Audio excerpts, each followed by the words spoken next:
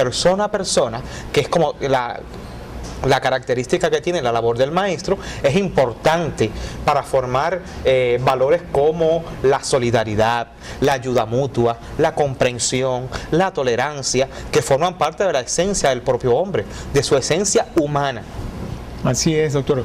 Y dígame usted una cosa, doctor, a raíz de este congreso, ¿cuál es su experiencia que puede llevar ya una vez que ya estamos ya casi finalizando este congreso? Bien, la experiencia ha sido muy grande.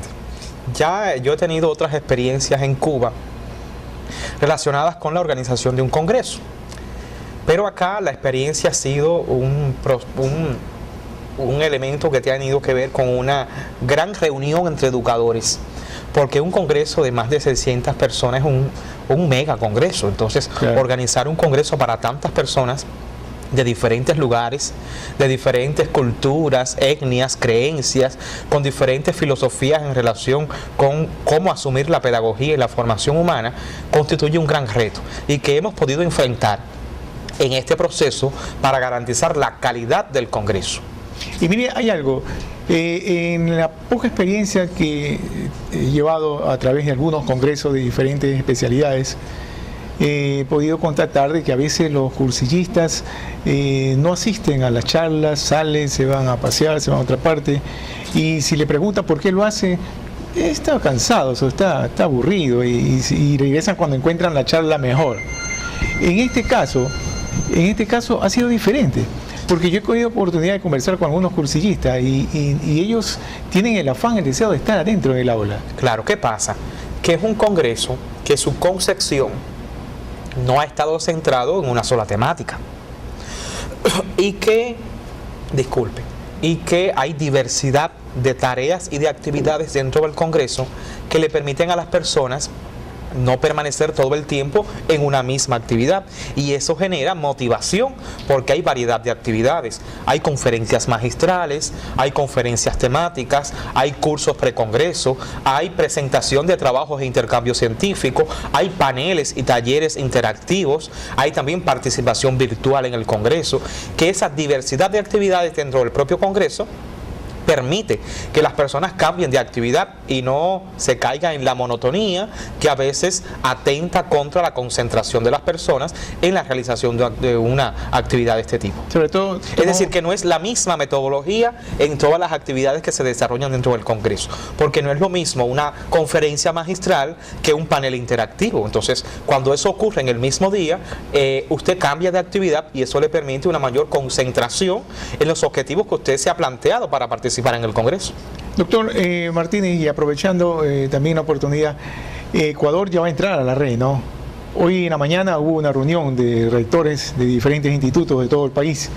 Estuvo también un representante del CNSI, y ya prácticamente quedó ya sembrada la semilla para fomentar y hacer florecer ese que se quiere, que es la red.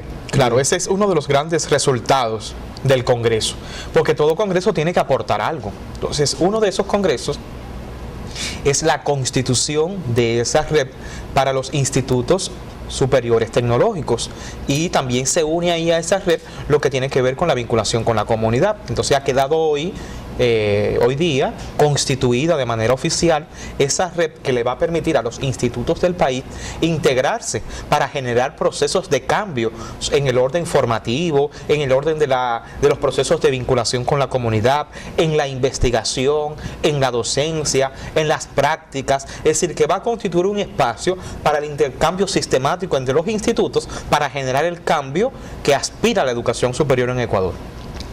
A través de este canal, este medio, doctor, usted puede hacer una invitación a todos los docentes de todo el país y también a la parte del conglomerado estudiantil que le esté viendo.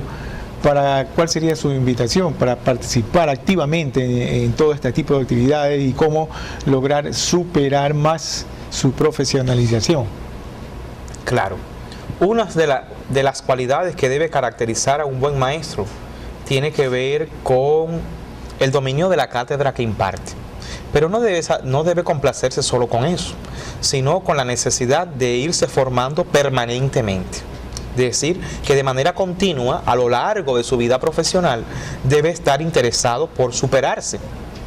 Y participar en un congreso de esta naturaleza le permite a los docentes estar en ese proceso continuo, permanente, de capacitación, de superación, de apropiarse de nuevos saberes. Por lo tanto, invito a todos los docentes interesados y aquellos que aún no pudieron asistir al Congreso, que participen en la segunda convocatoria o edición del Congreso Internacional de Ciencias Pedagógicas. Que la mayoría de la docencia ecuatoriana se ha ido calificando por años de servicio, experiencia en años de servicio, pero no experiencia en capacitaciones en servicio.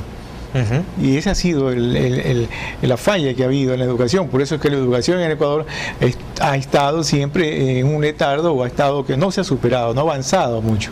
Hoy ya está mejorándose esto, han cambiado el sistema y está ya renovándose todo este capital humano que ha habido, Claro. que necesitaba esto, ¿no? Claro, tanto la Constitución de la República Ecuatoriana como los documentos normativos están planteando la necesidad de prestarle atención a la formación del docente. Y es uno de los grandes retos que tiene la educación superior ecuatoriana. Entonces hay que buscar diferentes alternativas, estrategias para lograr que la labor docente se profesionalice. Porque muchas veces las personas dicen, yo soy médico, pero no soy docente. Pero si usted está dando docencia de medicina, o docencia de enfermería, o docencia de administración de empresa, desde que usted comience a ejercer la docencia, usted es al mismo tiempo un profesional de ese tipo, de esa naturaleza en el campo pedagógico. Por lo tanto, usted a partir de ese momento se verá obligado a superarse constantemente para profesionalizar su labor docente. Es decir, que usted se va a formar como docente en la práctica de la docencia, porque no ha tenido una formación inicial que lo haya preparado para ejercer la docencia. Ese ha sido es la práctica, la vía que se ha utilizado en muchos países para generar procesos de formación docente. Entonces, desde la práctica, motivar al docente para que participe en cursos de superación, en cursos de capacitación, en estudios de maestría, en estudios de doctorado, para participar en talleres, en congresos, en eventos que también generan procesos de capacitación y de formación permanente. Y esa es la esencia de este congreso. Doctor Martínez, para terminar esta entrevista, quisiera que usted nos manifieste una invitación a todos. ¿Cuáles serían sus últimas palabras? Bien, a los educadores todos, que no se pierdan ninguna oportunidad que le pueda dar la vida y el contexto laboral donde trabaja para formarse de manera permanente. Porque la preparación del docente es sinónimo entonces de calidad en el proceso de formación de sus estudiantes. Un docente, doctor, aprovechando este momento, ¿nace o se hace? Se forma. Un docente se forma. Porque hablan de que el docente es el que tiene vocación de ser pedagogo. Eso es relativo, porque yo conozco muchos educadores, muchas personas que inicialmente nunca pensaron ser docentes y se formaron como ingenieros, se han formado como médicos, y el Ecuador es un ejemplo de eso, pero han comenzado a trabajar en la docencia por diferentes razones, por una razón económica, por una razón también de motivación, y cuando han comenzado a desarrollar la docencia, se han ido enamorando de la labor pedagógica, porque es una labor muy bonita, ver el fruto de su proceso de formación. Entonces, el docente se forma.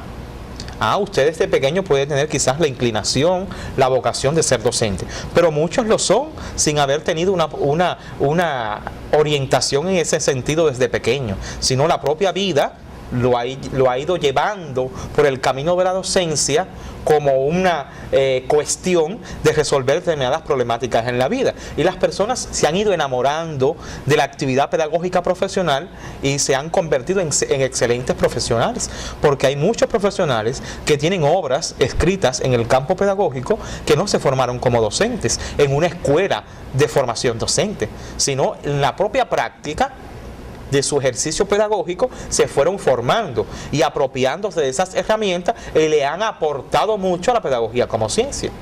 Y por ejemplo, el Instituto Tecnológico Bolivariano, que es el auspiciador de este congreso, tiene un total o más de 50 docentes que están en estudio de formación doctoral. 60 tiene. 60. Sí, esta mañana nos manifestaron. Son 60. Entonces, ninguno de ellos tiene formación docente inicial. Son médicos, son licenciados en enfermería, son economistas, son ingenieros, contadores públicos, pero ejercen la docencia. Y van a obtener un título de 4º nivel, que es un título pedagógico, porque se van a formar como doctores en ciencias pedagógicas. Y son excelentes docentes. Imparten muy buenas clases, los estudiantes establecen muy buenas relaciones interpersonales con ellos, los consultan para asesorías, para tutorías, y yo digo que el alumno es el mejor juez de su docente. Es decir, si usted quiere saber si un docente es bueno, que da clases de calidad, pregúntele a sus estudiantes. El alumno es el juez más cercano que tiene un docente para poder valorar la actividad que desarrolla el maestro, porque es quien recibe el servicio educativo. Doctor, ha sido inmenso agrado poder conversar con usted y le deseo éxitos en lo que falta del Congreso y bueno, el próximo Congreso que sea mucho mejor que este. Muchas gracias. Claro. Espero vernos nuevamente en la segunda edición del Congreso Internacional de Ciencias Pedagógicas y gracias a ustedes por esta invitación. Gracias, doctor. En esta oportunidad tenemos al magíster Giovanni Orozco Parra. Él es de nacionalidad colombiana y está también invitado especial a este congreso, primer Congreso Internacional de Ciencias Pedagógicas que se está desarrollando aquí en la ciudad de Guayaquil. La aportación científica en cuanto a la parte tecnológica sobre todo, es la cual estamos recibiendo su aportación en este congreso. Magíster Orozco, ¿cómo está usted? Ante todo, bienvenido a nuestro Ecuador. Muchas gracias. ¿Cómo está usted recibiendo una apreciación general del congreso hasta este momento? Muy bien, muchas gracias por la invitación. Ha sido muy cálida el recibimiento que hemos tenido pues con la participación. El evento me parece a mí de primordial importancia porque recoge aspectos de sensibilización a la sociedad, a la comunidad, a las instituciones que componen y que quieren componer esta red en torno a la transformación educativa que hay que hacer para darle respuesta a la sociedad, a las mismas personas que se están formando para que puedan salir a un mundo productivo que no está nada fácil. Hoy día se requiere de la integración de las tecnologías, pero desde el ámbito didáctico y pedagógico. Hay un riesgo altísimo que se está queriendo entender la tecnología como un fin y como un protagonista principal y estamos perdiendo de vista que es un medio. Entonces este tipo de eventos ayudan a que las personas que participan identifiquen que la tecnología es un medio muy importante, pero definitivamente es un medio y que el rol del docente con un buen uso de la tecnología van a ayudar mucho a que nuestros estudiantes, nuestros futuros emprendedores, trabajadores, futuros empresarios puedan abordar esta herramienta para mejorar su calidad de vida, para desarrollar sociedad y desarrollar país. Así que un evento como este es de gran importancia, de primera importancia y deberían ser más seguidos y con mayor intensidad. Sí, tengo entendido que el próximo año ya se comienza a preparar otro congreso muy similar y mucho mejor que este. Pienso que va a ser con mayor participación inclusive. La tecnología, magíster, en cuanto a la educación, ¿qué importancia tiene? Porque en nuestro país, por ejemplo, la tecnología ya se está aplicando bastante. Está el internet, están muchas cosas que ya antes se usaban, ahora ya no, ahora todo lo hacen por la vía de correo nomás. Sí. El profesor está perdiendo mucha importancia porque es la máquina la que le responde y el profesor ya no le responde. El profesor lo que hace es nada más que ser como un orientador, como un observador en muchas instituciones actualmente. Esto está opacando la actitud, el proceso educativo o está mejorando la educación. Bien, ahí está el reto. Lo que hay que evitar es justamente que la tecnología se vea, como lo decía ahorita, como protagonista. Definitivamente los protagonistas son las personas. La tecnología debe seguir siendo lo que es un medio muy importante para que a través de este medio se pueda acceder al conocimiento. Es claro que en esta época donde estamos en una era del conocimiento y nos está abordando por todo lado mucha información, debe decantarse y orientarse en un sentido que hace que el profesor, al contrario, en vez de perder importancia o prevalencia sobre el proceso educativo, la gane. ¿Por qué? Porque se requiere un profesor más mediador, un profesor más orientador para que este estudiante que gestione su conocimiento pueda apropiar esa cantidad de información que nos está ahogando de tanta información. ¿Cuál es la correcta? Entonces, todo lo contrario, se está queriendo ver la tecnología como que desplaza a la persona, y no puede verse así. Se tiene que ver la tecnología como un medio para lograr los objetivos de aprendizaje, lograr los objetivos de los programas formativos y desarrollar a las personas con unos elementos que le permitan desempeñarse y desenvolverse en la sociedad y en el mundo productivo. ¿Y qué pasa, Magíster, con el profesional que se hace por la vía semipresencial? Miren, definitivamente la virtualidad hoy día nos ayuda para desarrollar muchas competencias, que es el argot de ahora. Sin embargo, hay muchas que todavía requieren la acción física, requiere desarrollarse practicando, diseñando, desarrollando. Así que debe haber complementariedad. Nunca queremos plantear la tecnología, la virtualidad, el e-learning que llaman, como un elemento de reemplazo a lo que ya existe, sino de complemento. Entonces se considera que el docente, el profesor, lidera el proceso formativo, la tecnología le ayuda y está ayudando mucho. Hoy día usted puede usar simuladores para muchas cosas. La evidencia de aprendizaje debe garantizarse para poder que un estudiante demuestre que ha adquirido un conocimiento. Entonces la herramienta como tal, la tecnología como tal, es un complemento hoy día fascinante, sí, pero debemos evitar llevarla a ser responsable única del proceso formativo. No puede la tecnología superar las personas o reemplazarlas, sino lo contrario, complementar ese proceso. Y en la educación es un campo de acción fundamental para esto. La tecnología en la educación ayuda mucho.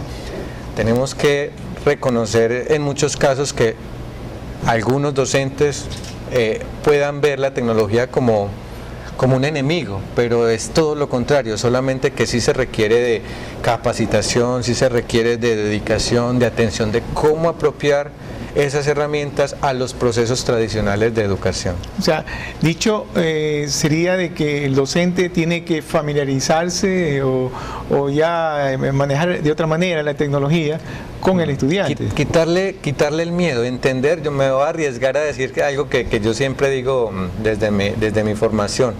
Hoy día, en la era que vivimos, antes no, pero hoy en día, un profesor sí puede gestionar aprendizajes que él mismo no tiene. Es una cosa sorprendente. Usted hoy con la tecnología puede aprender con el estudiante. Antes era más difícil. Hoy día por eso se requiere la colaboración en el aprendizaje, trabajar en equipo en torno a gestionar ese conocimiento que al final resuelve una situación concreta a partir de una actividad que plantea el docente, pero el docente también aprende. En las otras épocas el docente todo lo sabía. Hoy debemos entender como docentes que no todos lo sabemos y que de todas maneras el ambiente, cuando entra la tecnología, ya no es tan controlado como cuando no estaba, porque la única fuente de conocimiento era el profesor. Ahora encuentra uno que el estudiante encontró rutas para traer ciertos conocimientos que de pronto yo tengo que complementar o que de pronto yo tengo que filtrar en muchos casos, porque no necesariamente es la información apropiada de acuerdo a la necesidad concreta que tenga que desarrollar. De acuerdo a su experiencia obtenida aquí en este Congreso, ¿qué nos podría usted manifestar en cuanto a la participación del docente ecuatoriano? He notado algo cuando uno va a estos congresos, muchas veces por ser grandes hay dispersión. Algo que he visto es mucha disciplina, mucha apertura de recibir formación. Hay mucha sensibilidad de que estamos en una época de transformación, mucha receptividad. Entonces estoy muy complacido de ver cómo hay mucho interés de asimilar y de apropiar. Tenga en cuenta algo, en esta época como usted decía ahorita, ¿qué hay que hacer? Todos sabemos qué hay que hacer, pero cómo hacerlo es lo que todos estamos buscando, cómo hacerlo. Con muchos recursos, sin muchos recursos, dependiendo de qué tengo a la mano, cómo puedo yo transformar mi actividad formativa, cómo yo ayudo para que mi estudiante realmente apropie. Recuerde una cosa, hoy día estamos más abocados a generar competencias de tipo transversal, es decir, los jóvenes hoy día requieren ser creativos, trabajar mucho en equipo, no aislarse, que es uno de los riesgos del uso, digamos, del sobreabuso de la tecnología para poder desempeñarse en el mundo productivo. Entonces, lo que yo veo en el Congreso y muy rescatable y para mí un elemento, digamos, de mayor evaluación positiva es el interés que están teniendo los docentes por asistir a las diferentes actividades, por asistir a las diferentes conferencias. Entonces veo que hay apertura de cambio y transformación y en el Congreso se respira. Sí, el Ecuador está ahorita pasando por una etapa de transición, podríamos decir. Está en un cambio, en una evolución en todos los aspectos. O sea, políticas han hecho cambiar todo el sistema y le están tratando de cambiar en su totalidad. Pienso que eso lo lograrán poco a poco. Exacto. Y en el campo educativo ha sido una de las bases, y la educación y la salud también, cual están luchando para cambiar todo ese aparato que ha estado un poco caduco y ha sido que ha demejorado la educación en el Ecuador, porque la educación en el Ecuador se demejoró muchísimo hace unos años atrás, estaba muy mal, recién está tomando cuerpo y saliendo otra vez. Así es. Entonces, no es fácil, no solo en Ecuador, en todos nuestros países latinoamericanos es siempre una queja mía como ciudadano, siempre a la educación llega de último las transformaciones, las inversiones, los cambios y hay que cambiar la balanza, hay que equilibrar, hay que empezar por la educación. Ejemplo, el entretenimiento, usted ve cómo todo este tema de videojuegos para diversión están de auge, pero ¿por qué no aplicar esas tecnologías, invertir para que estos videojuegos funcionen dentro de lo educativo? Es decir, esas tecnologías de videojuegos entren a la educación. Asimismo, todo lo que tiene que ver con la economía de forma directa, se apropia tecnología, esas inversiones. Y por último entra la educación, debería ser diferente porque eso hace que un país se desarrolle mucho más rápido.